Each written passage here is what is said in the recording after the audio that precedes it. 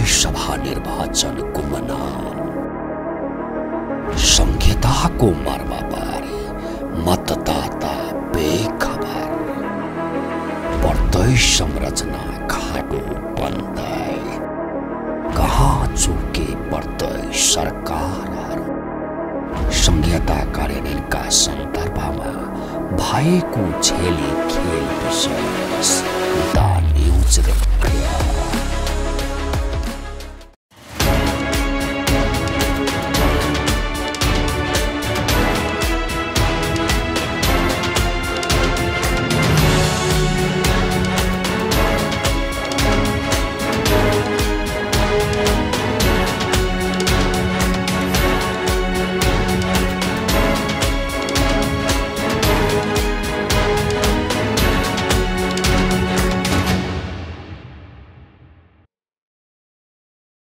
दर्शकवृन्द नमस्कार। खास न्यूजको बहुकोणीय चिरफार गर्ने कार्यक्रम द न्यूज रिभ्यूको आजको अङ्कमा स्वागत छ। म विरोध कार्के।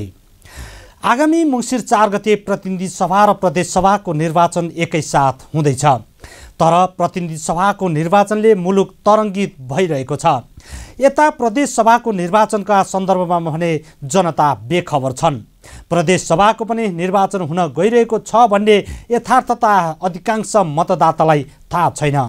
यसको अर्थ हो प्रदेश सरकारहरूले 5 वर्षको यो अवधिमा जनता बीच आफ्नो अस्तित्व देखाउन सकेनन्। प्रदेश सरकारहरू अस्तित्वविहीन हुनुमा हाम्रो पद्धति दोषी हो कि पात्रहरू दोषी हुन्? सिंहदरबारमा बस्नेहरूको अघिल्यै हो कि प्रदेश सरकार हाँक्नेहरू निकम्बा हुन् भन्ने चर्चा व्यापक भइरहेको छ।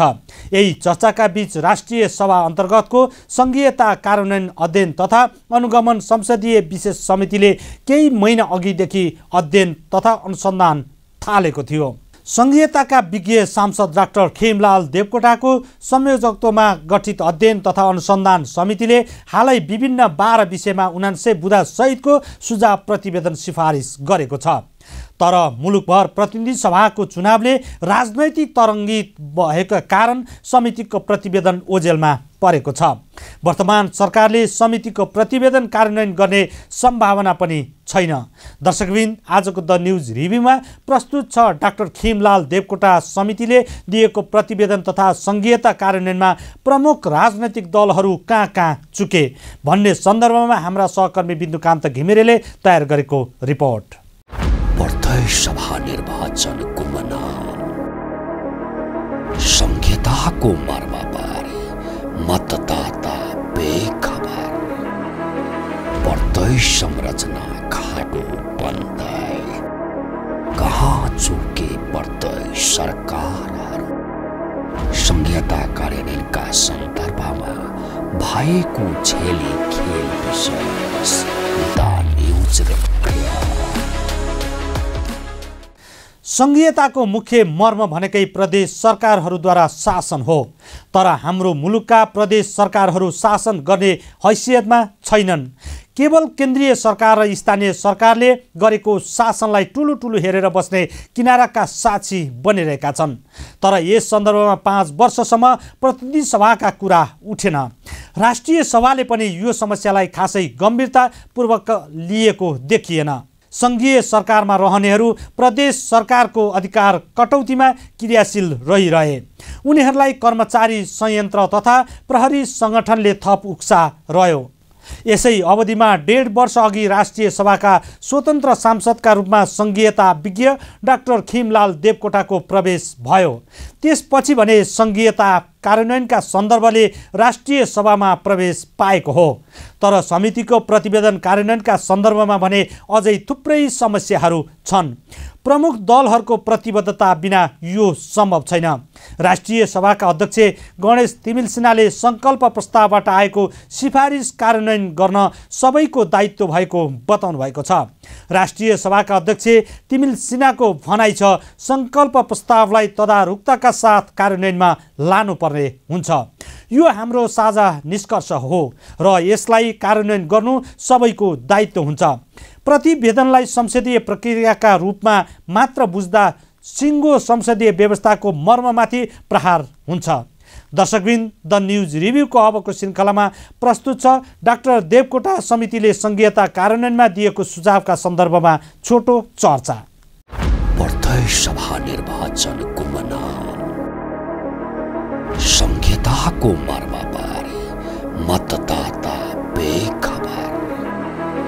प्रदेश संरचना खाडो बन्दै कहाँ चुके प्रदेश सरकारहरू। संघीयता कार्यान्वयनका सन्दर्भमा भएको झेली खेल विशेष द न्युज रिभ्यू। समितिले प्रदेश मन्त्रीको संख्या न्यूनतम 5 जनाभन्दा कम नहुने गरी कुल सभा सदस्यको 10% सीमित गर्न कानून, न्याय तथा संसदीय मामिला मन्त्रालयलाई सुझाव दिएको छ। प्रदेश मन्त्रालय र मन्त्रीको संख्याको बढोत्तरीका कारण प्रशासनिक खर्च बढेकाले आम जनतामा संघीयताप्रतिको विश्वासमा कमी आएको समितिले बताएको छ। यो सुझाव कार्यान्वयन हुने हो भने संघीयताका नाममा भएको ठूलो खर्च कटौती हुनेछ। हाल 7वटा प्रदेशमा गरी कुल मन्त्रीको संख्या 92 छ। प्रदेश सभा सदस्यको 10% भन्दा बढी मन्त्री बनाउन नपाइने प्रबन्ध गर्ने हो भने प्रदेश मन्त्रीको संख्या 56 जनामा झर्नेछ।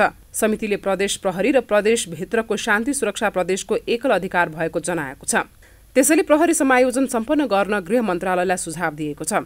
प्रदेश र स्थानीय तहको कर्मचारीको अस्थायी व्यवस्थापन गर्न समेत सुझाव दिएको छ। प्रदेश र स्थानीय तहमा कर्मचारीको अभावमा कार्य सम्पादनमा पर्न गएको समस्याको तत्काल समाधान गर्न संघीय मामिला तथा सामान्य प्रशासन मन्त्रालयलाई सुझाव दिएको हो। प्रतिवेदनमा संघमा रहेका कर्मचारी आधाले कटौती गर्नुपर्ने सुझाव छ।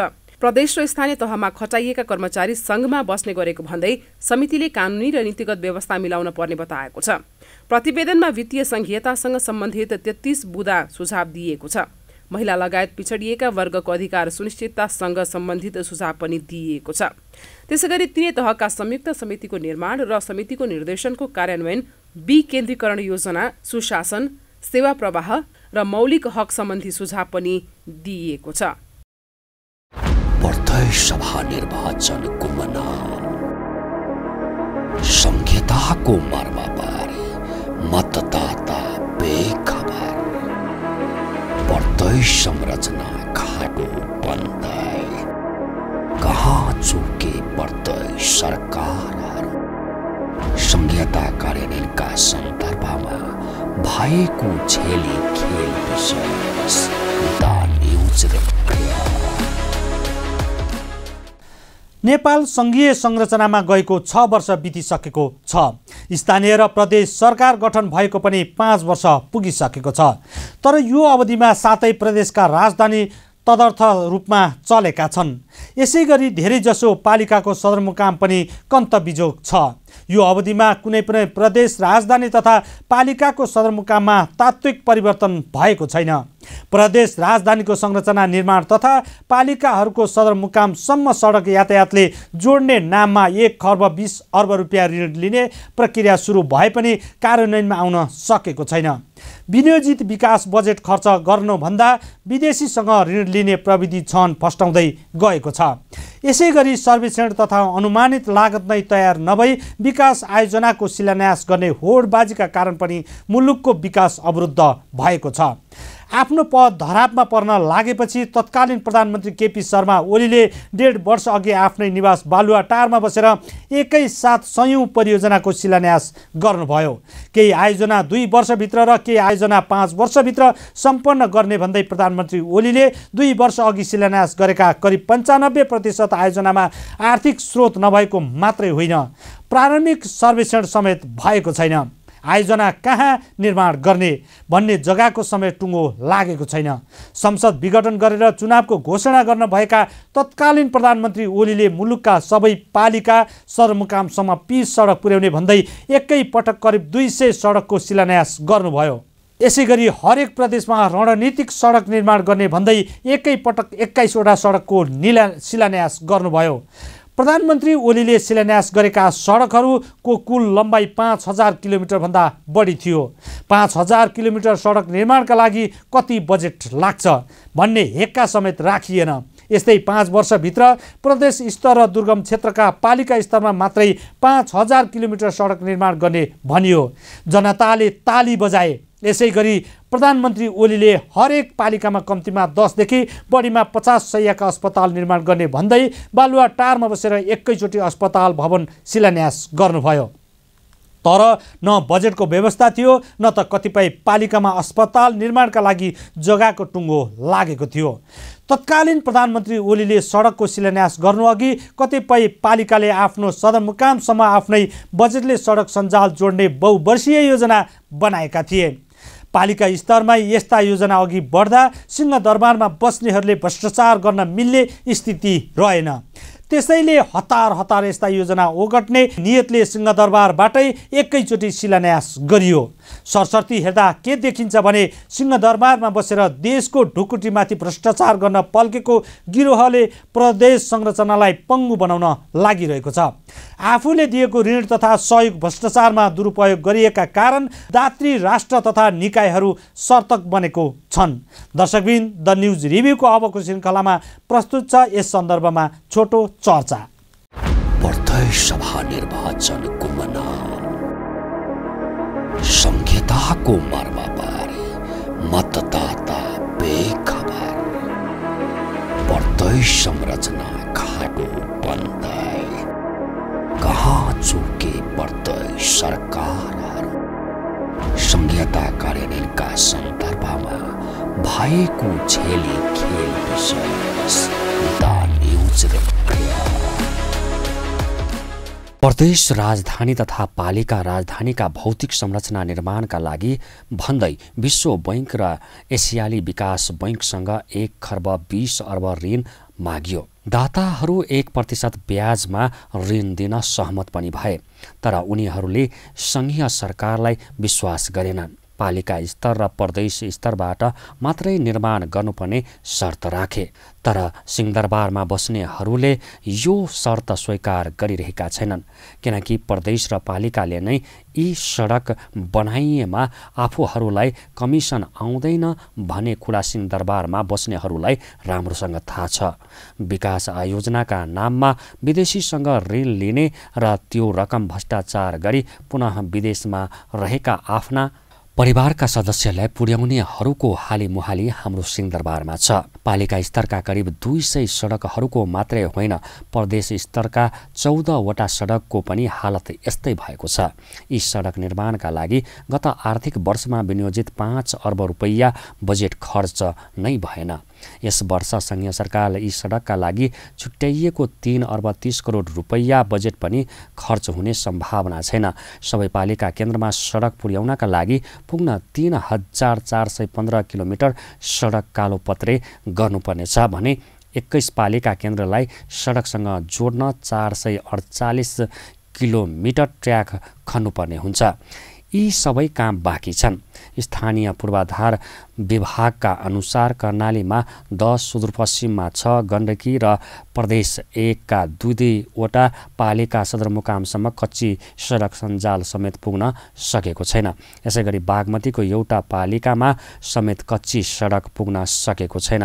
कर्णाली प्रदेश अन्तर्गत डोल्पाको सेफुक्सुन्डो, जगदुल्ला, छार्का, तामसोङ र मुडकेचिउला, हुम्लाका आदानचुली र ताजाकोट तथा कालीकोटका पचाल झरना, नरहरिनाथ, महाबै र शुभपालिका गाउँपालिकाका केन्द्रसम्म सडकको ट्याग समेत खुलेको छैन। सुदूरपश्चिम प्रदेश अन्तर्गत दार्चुलाको ब्यास, दुहु र अपी हिमाल गाउँपालिका, बझाङका साइपाल र तालकोट गाउँपालिका तथा बैतडीको सिगास गाउँपालिका सडक सञ्जालसँग जोडिन बाँकी छन्।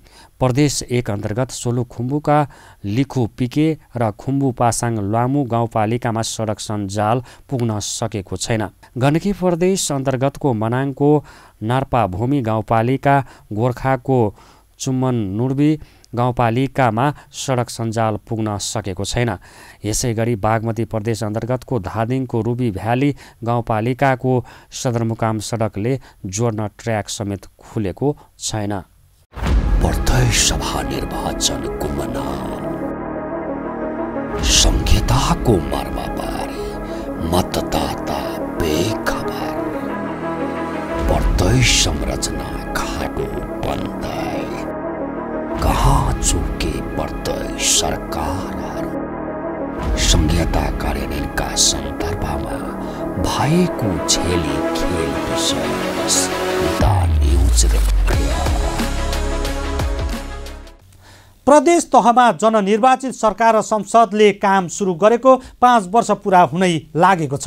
4 वर्ष 8 महिना बित्दा पनि प्रदेश 1ले नाम टुङ्गो लगाउन सकेको छैन।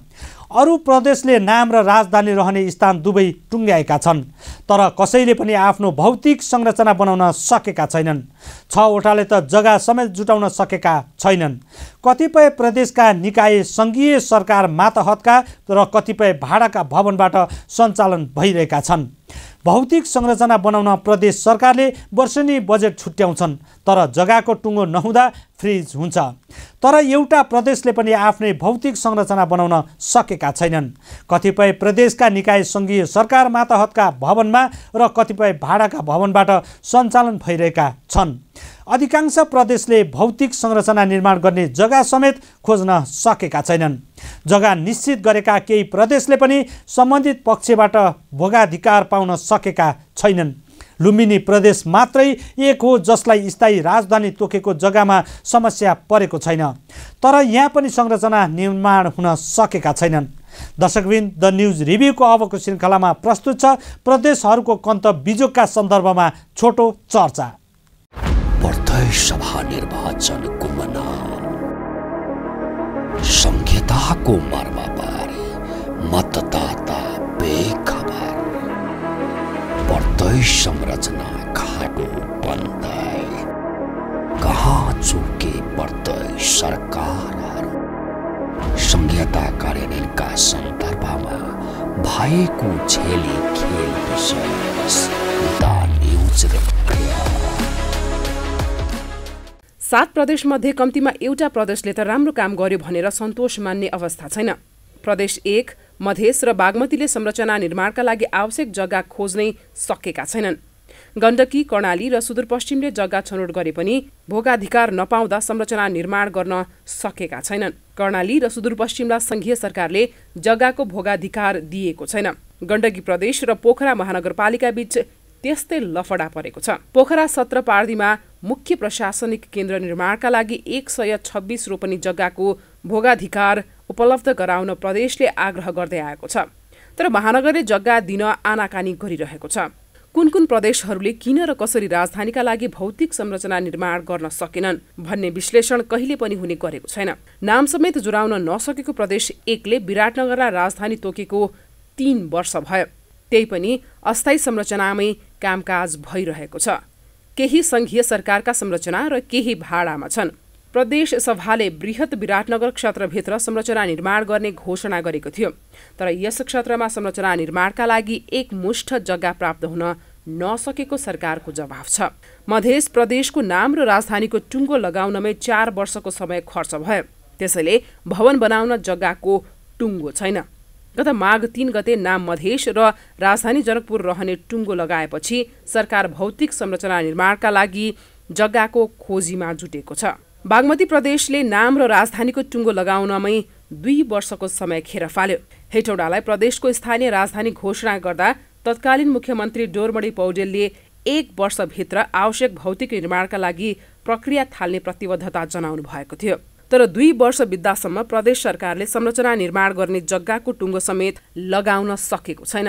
बागमती सरकारका मन्त्री, मन्त्रालय र मातहतका कार्यालय सङ्घीयता अघि सङ्घ सरकारले निर्माण गरेका भवनदेखि भाडाका घरमा राखिएका छन्। वर्तमान मुख्यमन्त्री राजेन्द्र पाण्डेले 2078 मङ्सिर 15 गते 8लाई फुटाएर 14 मन्त्रालय बनाएपछि भाडामा बस्ने मन्त्रालय र मन्त्रीको संख्या बढेको छ।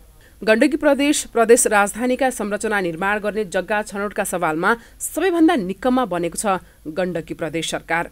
पोखराको मुटुमा रहेका खाली जमिन ताक्ने गण्डकी प्रदेश सरकारको अदूरदर्शी रवैया नै मुख्य समस्या बनेको छ। गण्डकी प्रदेश सरकारले पोखरा महानगरपालिका 17 पार्दीमा मुख्य प्रशासनिक केन्द्र निर्माणका लागि 126 रोपनी जग्गाको भोगाधिकार उपलब्ध गराउन 2 वर्षदेखि आग्रह गर्दै आएको छ। पोखरा उपत्यका नगर विकास समितिको नाममा रहेको उक्त जग्गामा 15वटा भवन बनाउने योजना प्रदेश सरकारको भए पनि महानगरले जग्गा दिन नसक्ने जवाफ दिँदै आएको छ। 2077 असोज 20 गते लुम्बिनी प्रदेश सभा बैठकले दाङका राप्ती गाउँपालिका र गढवाल गाउँपालिका 1, 2 र 3 वडा तथा अर्घाखाँचीको शीतगङ्गा नगरपालिका 8 र 9 वडा रहेको राप्ती उपत्यकालाई स्थायी राजधानी तोकेको थियो। त्यतिखेर 1 वर्षभित्र स्थायी मुकामबाट काम सुरु गर्ने भनिए पनि 16 महिनासम्म पनि अस्थायी मुकाम बुटवलमै सीमित छ। कर्णाली प्रदेशका करिब आधा दर्जन कार्यालय लुम्बिनी प्रदेशबाट सञ्चालित छन्। कर्णाली प्रदेश सरकारले सुर्खेतलाई राजधानी तोके पनि स्थायी संरचनाका लागि जग्गा व्यवस्थापन गर्न नसक्दा सरकारी कार्यालय एकत्रित छैनन्। संघीय प्रहरी इकाइ कार्यालय, कर्णाली प्रदेश प्रहरी तालिम केन्द्र, सशस्त्र प्रहरी गुल्म र नेपाल टेलिकमको प्रादेशिक निर्देशनालय लगायत कार्यालय हालसम्म लुम्बिनी प्रदेशको नेपालगञ्जबाटै सञ्चालित छन्। सुदूरपश्चिम प्रदेश सरकारले 3.5 वर्ष अघि नै राजधानीका लागि गोदावरीको भवन क्षेत्र रोज्यो, तर संघीय सरकारबाट भोगाधिकार नपाएका कारण भौतिक संरचना निर्माणको काम सुरु हुन अझै सकेको छैन। जग्गा पाउने आशमा हरेक वर्ष बजेट विनियोजन पनि गर्दै आएको छ, तर जग्गाको भोगाधिकार नपाएको र सो स्थानमा राजधानी बनाउन नहुने भनेर सर्वोच्चमा मुद्दा समेत परेकाले निर्माण अघि बढेको छैन। प्रदेश सभा निर्वाचनको संहिताको मर्मबारे मतदाता बेखबर, प्रदेश संरचना खाडो बन्दै कहाँ चुके प्रदेश सरकारहरू, संहिता कार्यान्वयनका सन्दर्भमा भएको छेली खेल विषय द न्युज रिपोर्ट। प्रदेश राजधानीहरू संस्थागत हुन नसक्नुमा प्रदेश सरकारहरूको नालायकी त छँदैछ, संघीय सरकारको असहयोग मुख्य कारण बनेको छ। मुखले संघीयता भने पनि व्यवहारमा भने सिंहदरबारमा बस्नेहरूले संघीयता चाहेका छैनन्। खास गरी सिंहदरबारमा वर्षौंदेखि हालिमुहाली गरेर बसेको कर्मचारी संयन्त्र प्रदेश सरकार र स्थानीय सरकारको अवधारणा कुनै पनि हालतमा तुहाउने अभियानमा जुटेको छ। सरकार अस्थिर हुनु र राजनैतिक दलहरू एक आपसमा शत्रुता साध्न उद्धृत हुनुको फाइदा मुलुकको कर्मचारी संयन्त्रले राम्रैसँग उठाइरहेको छ। दर्शकवृन्द, द न्युज रिभ्यूको आजको प्रसङ्ग यति नै। तपाईँ न्युज नेपाल टेलिभिजनको प्रसारण युट्युब र फेसबुकमा पनि प्रत्यक्ष हेर्न सक्नुहुन्छ। आजको प्रस्तुतिबाट हामी सबैलाई बिदा दिनुहोस्। हेर्दै गर्नुहोला न्युज नेपाल टेलिभिजन। नमस्कार। प्रदेश सभा निर्वाचनको संहिताको मर्मबारे मतदाता बेखबर, प्रदेश संरचना खाडो बन्दै कहाँ चुके प्रदेश सरकारहरू, संहिता कार्यान्वयनका सन्दर्भमा भएको छेली खेल विषय द न्युज रिपोर्ट।